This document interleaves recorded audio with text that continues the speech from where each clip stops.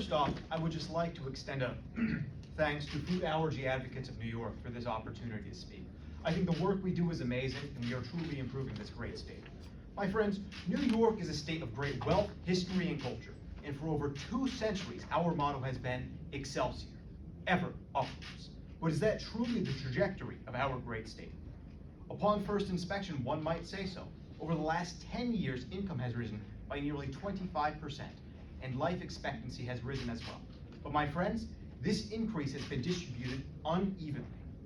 While income state rise rose nearly a quarter, income in rural areas has risen by a meager 10%.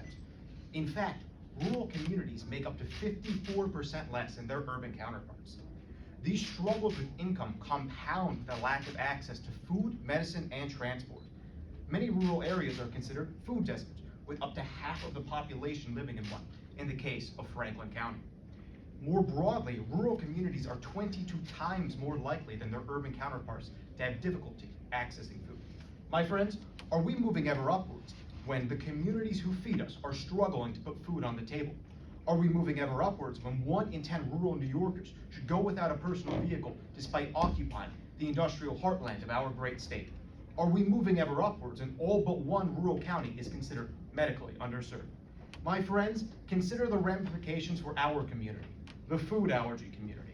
You struggle with access to food in the best of times, you lack reliable public or private transportation, you have no hospital or healthcare for miles.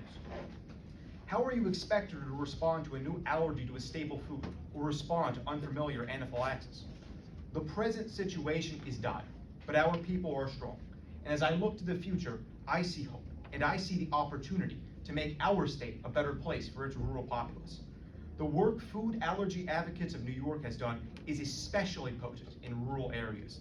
The introduction of shelf-stable epinephrine devices reduces the risk of epinephrine expiring before it's needed, while also reducing the stress and difficulty of traveling to a far-off pharmacy every year. Reform to early introduction supplements allows us to reduce the risk of rural populations ever developing an allergy in the first place, lifting a great burden off the shoulders of our people. Statewide, New York has allocated $9.4 million to rural healthcare programs, and the CMS has a $50 billion award to strengthen rural healthcare across all the states. This and so much more gives me hope for the future of rural New York. Because of the tireless work of organizations like ours, I see a world where rural New Yorkers no longer fear new foods. I see a world where rural New Yorkers no longer have to play Russian roulette with their epinephrine.